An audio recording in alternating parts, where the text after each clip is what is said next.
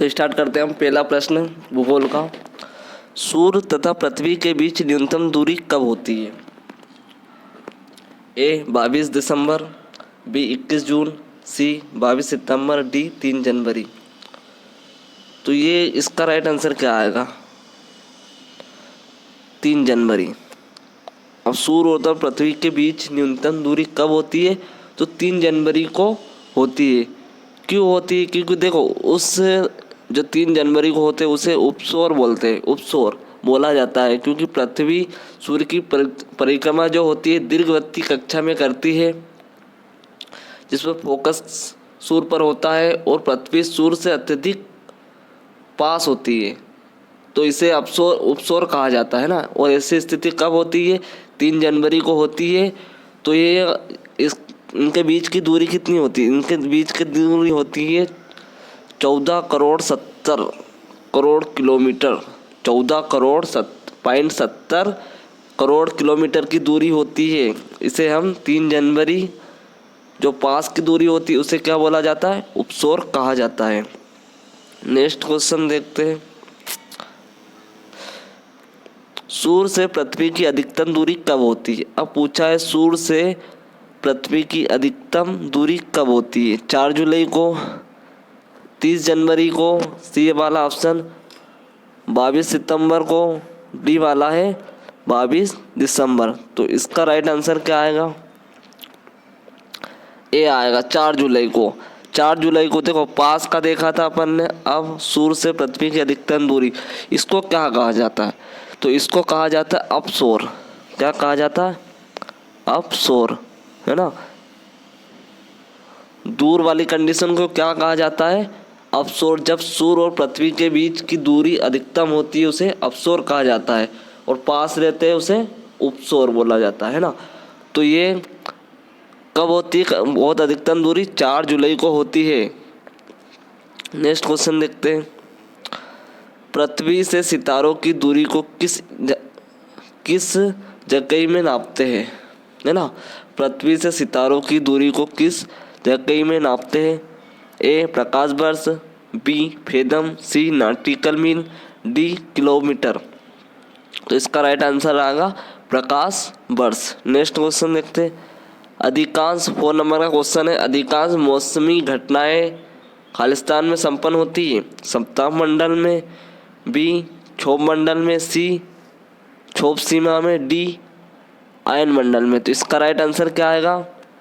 क्षोभ मंडल में। ये कई बार एग्जाम में पूछा जा चुका है क्वेश्चन। नेक्स्ट क्वेश्चन देखते हैं। 5वां नंबर का क्वेश्चन है। वायुमंडल में उपस्थित कौन सी गैस परावैंगनी किरणों करती है ना। परावैंगनी किरणों को अवरक्त करती है। वायुमंडल में उपस्थित कौन सी गैस परावैंगनी किरणों को अवशोषित करती है? ये कई बार एग्जाम में पूछा भी जा चुका है।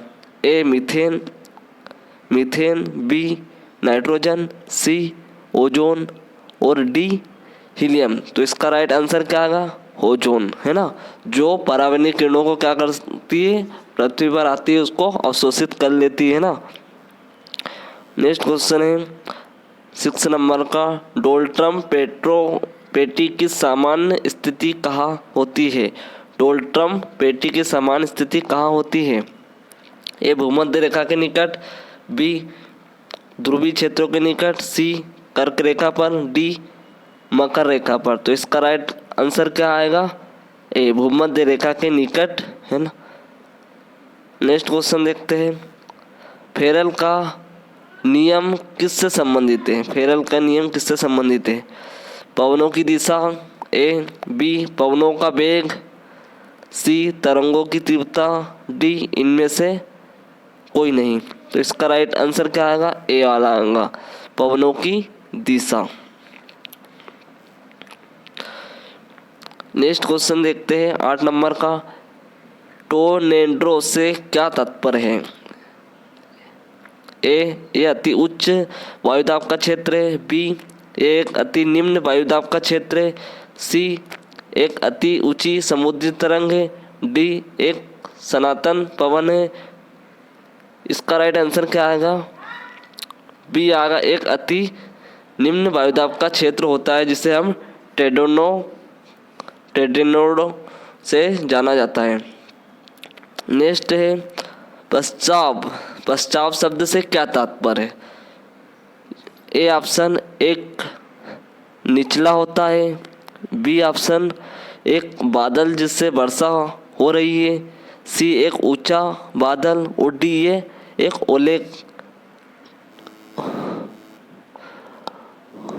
ओले का बादल है। डी इसका क्या आएगा? ओले का बादल है। तो इसका राइट आंसर क्या आएगा? इसका राइट आंसर आएगा एक ऊंचा बादल होता है जिसे पश्चात शब्द से जाना जाता है। नेक्स्ट क्वेश्चन है क्वेश्चन नंबर 10। समुद्री जल में कौन सा यौगिक सर्वाधिक मात्रा में पाया जाता है? समुद्री जल में कौन सा यौगिक सर्वाधिक मात्रा में पाया जाता है?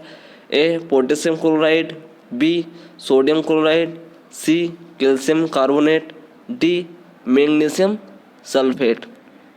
तो इसका राइट आंसर क्या आएगा? सोडियम क्लोराइड है ना। सोडियम क्लोराइड सभी को पता है। देखो समुद्र में क्या पाया जाता है? नमक। क्या पाया जाता है? नमक। और नमक का सूत्र क्या होता है? NaCl। Na को सोडियम बोलते हैं और Cl का क्लोराइड, तो सोडियम क्लोराइड है ना, समुद्री जल में पाया जाता है। नेक्स्ट क्वेश्चन, गल्फ स्ट्रीम क्या है? गल्फ स्ट्रीम क्या है? 11वां नंबर क्वेश्चन। ए अंध महासागर की एक ठंडी धारा है, बी प्रशांत महासागर की एक ठंडी धारा, सी अंध महासागर की एक गर्म धारा और डी प्रशांत महासागर की एक गर्म धारा। इसका क्या आंसर आएगा? तो इसका आएगा अंध महासागर की एक गर्म धारा जिसे गल्फ स्ट्रीम के नाम से जाना जाता है। क्या होती है ये? अंध महासागर की एक गर्म जल धारा है। नेक्स्ट क्वेश्चन देखते हैं, हिंद महासागर की गर्म धारा है। 12वां नंबर का क्वेश्चन है, हिंद महासागर की गर्म धारा है।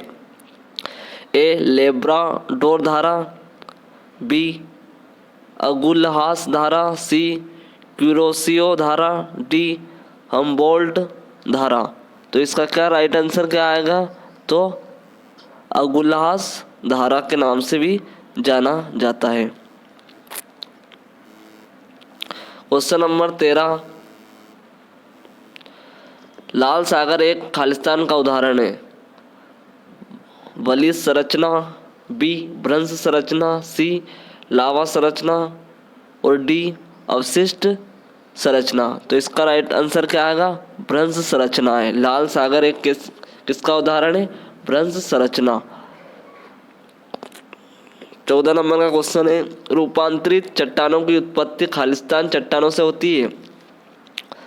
आग्नेय, ए बी तलचट्टी, सी आग्नेय तथा तलचट्टी दोनों और डी है इनमें से कोई नहीं। इसका राइट आंसर क्या आएगा? तो इसका आएगा आग्नेय। इसका राइट आंसर आएगा आग्नेय तथा तलचट्टी दोनों रूपांतरित चट्टानों की उत्पत्ति मानी जाती है। नेक्स्ट क्वेश्चन है 15 नंबर का, कौन सी चट्टानें जैविक चट्टान है? मार्बल चट्टान, कोयला, ग्रेनाइट या स्लेट। तो कौन सी चट्टानें जो जैविक चट्टान के नाम से जाना जाता है? तो कौन सी चट्टानें हैं? तो कोयला। कोयला को हम जैविक चट्टान के नाम से भी जाना जाता है। क्वेश्चन नंबर 16, गंगा सिंधु मैदान में कौन सी मिट्टी सबसे अधिक पाई जाती है? गंगा सिंधु मैदान में कौन सी मिट्टी सबसे अधिक पाई जाती है? ए पोर्टजोल, बी जलोढ़, सी लेटराइट, डी रेगुर। तो इसका राइट आंसर क्या आएगा? जलोढ़ है ना। गंगा सिंधु मैदान में कौन सी मिट्टी सर्वाधिक मिलती है? तो जलोढ़ मिट्टी। गंगा और सिंधु के मैदान में सर्वाधिक जलोढ़ मिट्टी की मात्रा पाई जाती है। क्वेश्चन नंबर 17 है, उन सभी स्थानों को जिस पर एक तड़ी झंझा एक ही समय पर होता है और मिलाने वाली रेखा को क्या कहा जाता है? जो उन सभी स्थानों को जिन पर एक तड़ी झंझा एक ही समय पर होता है उनको मिलाने वाली रेखाओं को क्या कहा जाता है? तो ए ऑप्शन आइसोहाइट, बी है आइसोक्रोन, सी है आइसोब्रोट और डी है आइसोफिन। तो क्या कहा जाता है इनको? इनको क्या कहा जाता है, तो इनको कहा जाता है आइसोब्रोट। सी वाला क्या आएगा, आइसोब्रोट। इन रेखाओं को मिलाने वाली रेखाओं को क्या बोला जाता है, आइसोब्रोट। क्वेश्चन नंबर 18, आइसोबॉत रेखाओं का उपयोग खालिस्तान दर्शाने के लिए किया जाता है। ए वायुदाब, बी वर्षा, सी गहराई, डी हिमपात। तो इसका राइट आंसर क्या आएगा, इसका राइट आंसर आएगा गहराई, है ना। क्या आएगा, गहराई इसका राइट आंसर है। आइसोबॉत रेखाओं का उपयोग किसके लिए किया जाता है, गहराई दर्शाने के लिए किया जाता है।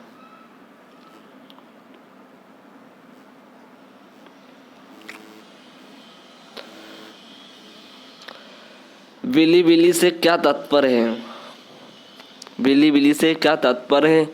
अच्छे लेवल के क्वेश्चन है जो काफ़ी एग्जाम में देखने को मिले हुए हैं।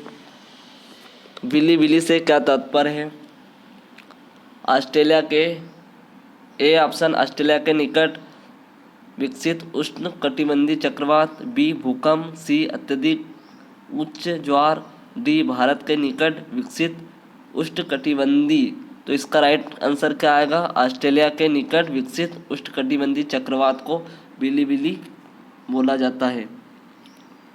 नेक्स्ट क्वेश्चन है 20 नंबर का, रिक्टर मापक को किस मापन किया जाता है, रिक्टर पैमानों मापन का किस मापन में उपयोग किया जाता है ना। रिक्टर पैमाना, पवनों का वेग, बी भूकंप, सी गहराई, डी ऊष्मा। तो किसके लिए किया जाता है, सभी को पता है, भूकंप मापने के लिए रिक्टर पैमाने का उपयोग किया जाता है।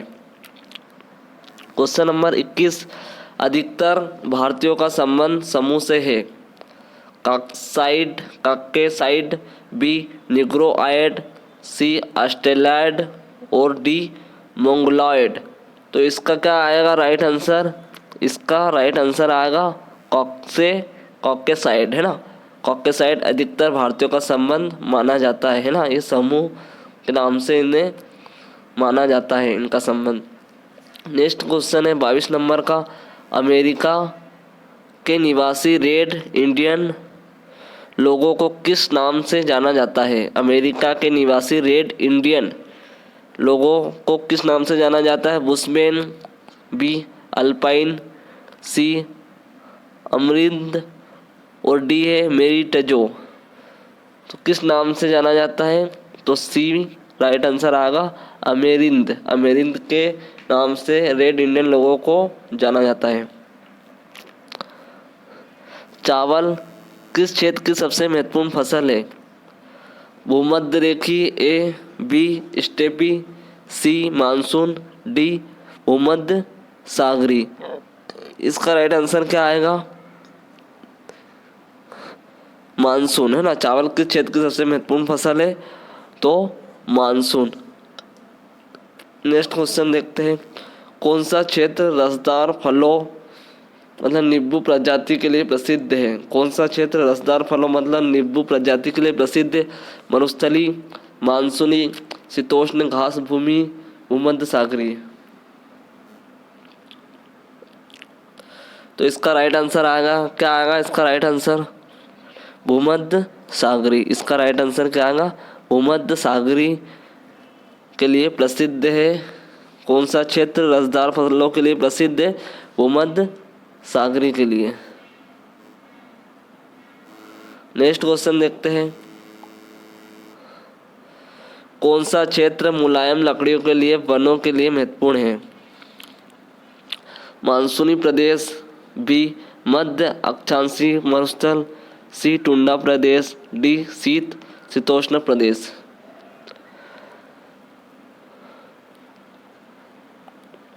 तो इसका राइट आंसर क्या आएगा, इसका राइट आंसर आएगा शीतोष्ण प्रदेश को मुलायम लकड़ियों के वनों के लिए महत्वपूर्ण माना जाता है। नेक्स्ट क्वेश्चन है मूंगफली, 26 नंबर का क्वेश्चन है, मूंगफली का सबसे बड़ा उत्पादक देश कौन सा है, A Bharat, B Sudan, C Brazil, D चीन।